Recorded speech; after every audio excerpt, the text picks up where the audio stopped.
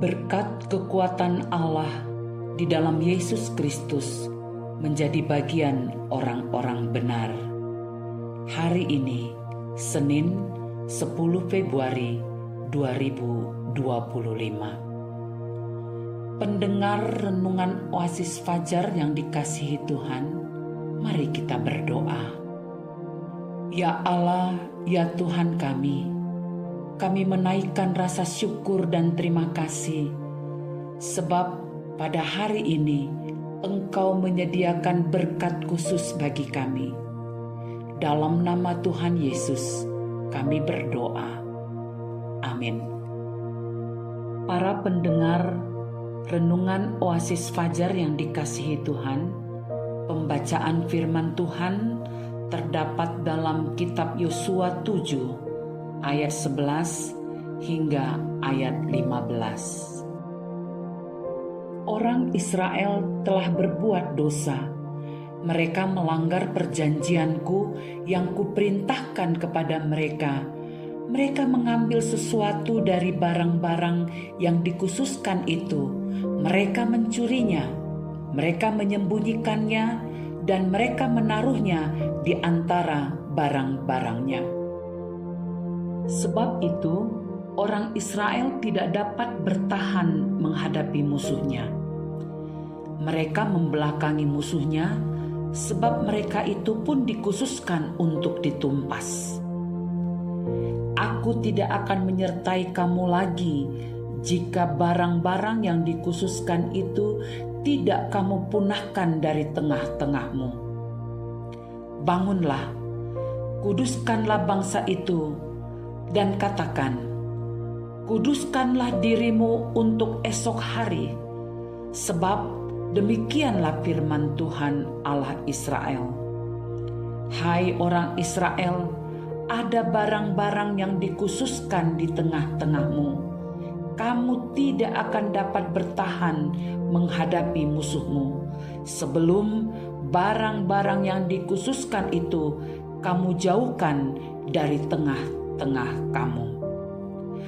Besok pagi kamu harus tampil ke muka suku demi suku, dan suku yang ditunjuk oleh Tuhan harus tampil ke muka kaum demi kaum, dan kaum yang ditunjuk oleh Tuhan harus tampil ke muka keluarga demi keluarga, dan keluarga yang ditunjuk oleh Tuhan harus tampil ke muka seorang demi seorang. Dan siapa yang didapati menyimpan barang-barang yang dikhususkan itu akan dibakar dengan api. Ia dan segala sesuatu yang ada padanya, sebab ia telah melanggar perjanjian Tuhan dan berbuat noda di antara orang Israel. Saudara-saudara yang kekasih di dalam nama Tuhan, judul renungan pada hari ini, jangan melanggar perjanjian Tuhan. Ayat penekanannya pada ayat 15 demikian. Dan siapa yang didapati menyimpan barang-barang yang dikhususkan itu akan dibakar dengan api, ia dan segala sesuatu yang ada padanya, sebab ia telah melanggar perjanjian Tuhan dan berbuat noda di antara orang Israel. Hanya ambil sedikit, hanya dosa kecil saja, tidak akan ada yang tahu.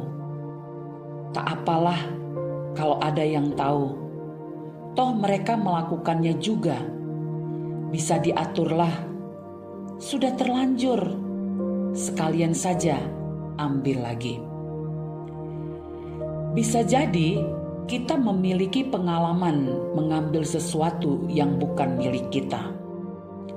Mungkin awalnya coba-coba, sedikit demi sedikit, lalu keterusan. Hal ini menjadi lebih parah ketika lingkungan sekitar kita turut permisif atau membolehkan terhadap perilaku ini. Kita mulai membenarkan perbuatan salah. Biasa, Saat situasi semakin tidak terkendali, kita kehilangan kemampuan untuk bersikap kritis. Sekalipun mengatakan kebenaran, kita tak lagi dapat dipercaya. Ini jadi bumerang. Saudaraku, dosa memang seperti itu. Ia kerap hadir lewat kesempatan dan godaan kecil. Namun dosa tetaplah dosa. Perikop kita hari ini dimulai dengan kalimat yang keras. Orang Israel telah berbuat dosa. Mereka melanggar perjanjianku yang kuperintahkan kepada mereka. Pada ayat 11. Apa yang orang Israel lakukan? Mereka mengambil, mencuri, menyembunyikan, menjadikan milik barang-barang yang seharusnya dikhususkan. Hal yang menarik, penulis kitab ini menggunakan kata mereka. Artinya, bisa jadi ini bukan perilaku 1-2 orang, namun sudah jadi dosa berjamaah. Dosa akan melahirkan dosa. Ini bukan tentang jumlah yang diambil, namun tentang hati yang berbalik dari ketetapan dan melanggar perjanjiannya.